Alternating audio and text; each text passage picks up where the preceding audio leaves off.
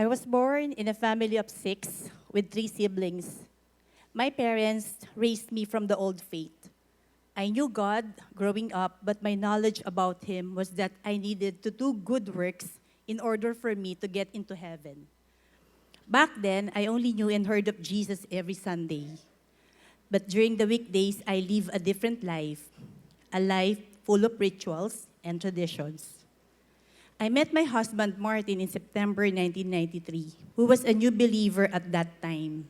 He tried to share the gospel to me, but I didn't pay much attention to it. Jesus was never included in our relationship, even up until we got married. Until such time, our marriage was put to test. On our 7th year as a married couple, Martin became unfaithful to me. My husband, who was the first to share his faith in Jesus with me, fell into sin. He had a mistress who was able to meet and eventually befriend, showing her kindness in the hopes that she would end her relationship with my husband. For all the times I caught them together, Martin would ask for forgiveness and I would forgive him. I continued to do my role as a wife, cooking for him, preparing his clothes, even when at times I knew he was still seeing his mistress. The affair went on for 3 years. On one occasion, Martin brought our son to a shopping mall, and later, to my disbelief, I found out that he went to meet his mistress with our son. I was struck with so much pain and betrayal, but it was during my brokenness when Jesus found me. He led me to seek help from a Christian counselor at 702 DCAS. She led me to know Jesus as more than a name I heard at church, but as my gracious and loving Savior who met me with open arms at my lowest. It was then when I surrendered my life to Christ, including our troubled marriage. Martin still continued the affair. I observed this during one of his business trips abroad, where he told me his schedule to go back home would be on Monday night. But his mistress told me that my husband would be coming back one day earlier to go to her place. She told me that if I didn't believe her, I could go to her place to see for myself, which I did. It was the most painful night of my entire life. I was the one who opened the door for my husband. As I faced my husband, I didn't do anything. I simply left the house and waited for Martin sa house namin. Again, he asked for forgiveness, and again, I forgave him. Little did I know that God, with His grace and overflowing love, was doing something in my heart. I began to trust God more than I trusted my husband. I knew God was working and I just needed to have faith in Him and cooperate with Him. While I was in my waiting season, all the more I yielded myself to God. Knowing Jesus and His promises more, I spent more time reading the Bible, where I got my daily dose of instructions and comfort for what I was going through. I even asked God, Lord, kailan po matatapos ito?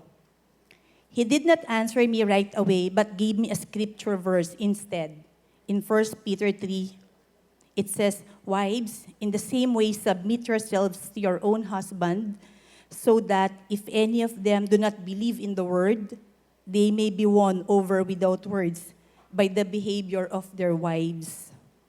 When they see the purity and reverence of your lives.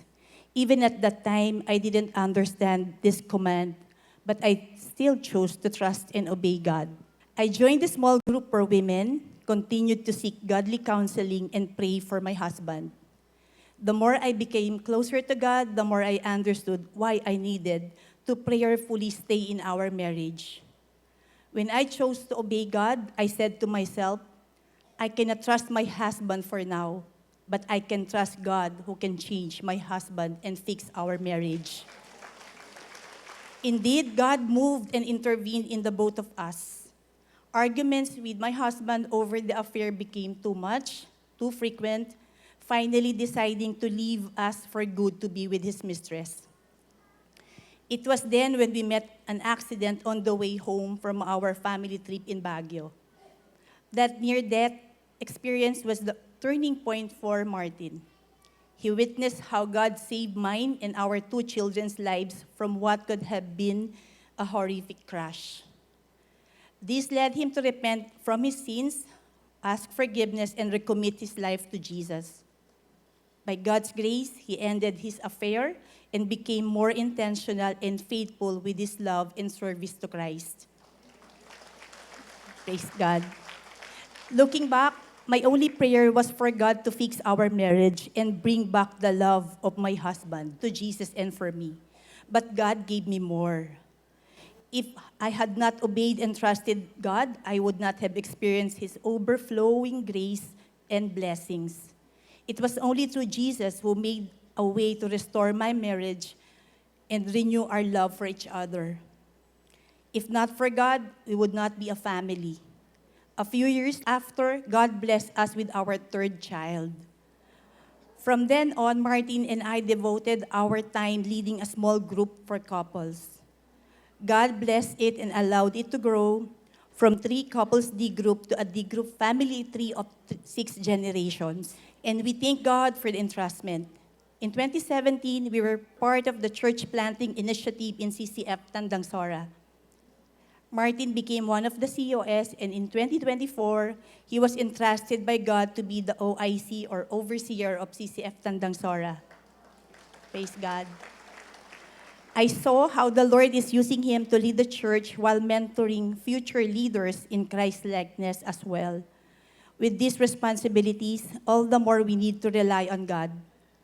As God promised to me in Jeremiah 7:23, "Obey me, and I will be your God, and you will be my people. Do everything as I say, and all will be well." As an overseer wife, I support Martin as he leads our family to a deeper relationship with God while overseeing the church. I am now leading the Women to Women ministry and Partners in Life ministry. It's been a joy being used by God, even the lives of my fellow leaders' wives. I also mentor young wives in their role as a godly wife and mother. For more than 20 years, we have been used by God to counsel couples who are undergoing marital problems. God uses me and Martin to counsel couples through a restoration program for struggling marriages called Restored.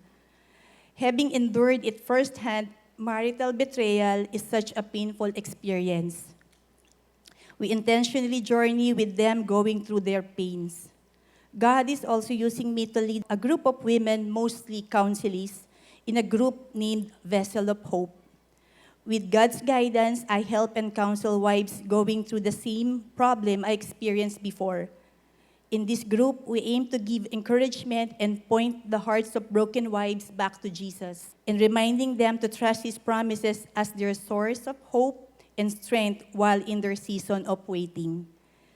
For more than 2 decades now, with a surrendered life and a marriage to Jesus, my life has never been the same. Changed for God's glory. He has given me a true and purposeful life. My marriage was saved and now dedicated to serving the Lord. With my act of obedience to God, He blessed me and continues to use me to be a channel of blessing. I am Millie Fortes, saved to serve. To God be all the glory.